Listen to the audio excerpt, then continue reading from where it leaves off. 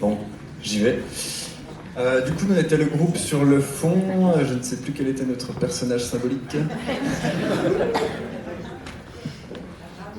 Abraham Lincoln, merci. Du coup, nous, on s'est arrêté un petit peu sur la question de l'objectif de retour à l'emploi, qui ne nous a pas paru être l'objectif, mais le moyen d'accéder aux différentes émancipations, le titre du forum avec un grand S.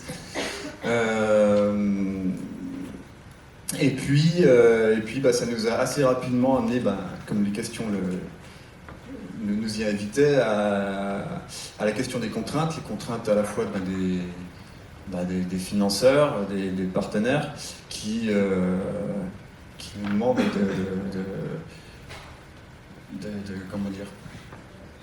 de finalement minimiser notre action qu'on fait tous les jours. Et puis aussi d'aller sur des contraintes un peu plus technico-techniques. Enfin, apparemment, c'est un constat partagé pour beaucoup de jardins, c'est que c'est des contraintes matérielles qui nous permettent, qui ne nous permettent pas, en l'occurrence, de nous consacrer pleinement à notre mission au quotidien. Matériel, c'est des sous.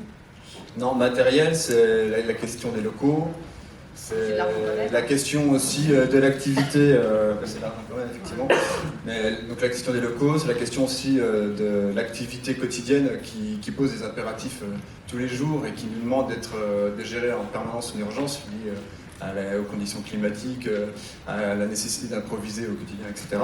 Et puis qui parfois prend le pas sur le pas de côté qui est nécessaire et qu'on prend finalement pas toujours, pour lequel on prend pas toujours le temps.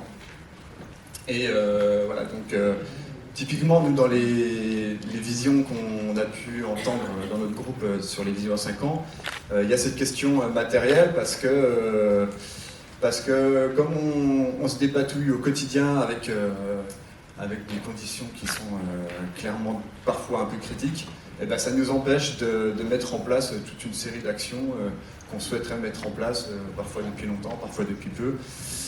Et puis voilà. Et puis du coup, une collègue du groupe disait également que voilà, on essaie d'imaginer des choses pour que les personnes empoignent leur job, un peu à la façon dont ils l'entendent, qu'on définisse un peu des canevas, mais qu'à l'intérieur de ces canevas, ils puissent prendre leur liberté aussi pour qu'ils s'approprient le métier et que ce ne soit pas juste de l'exécution pure et simple. Et ça, voilà, l'activité quotidienne ne nous le permet souvent pas.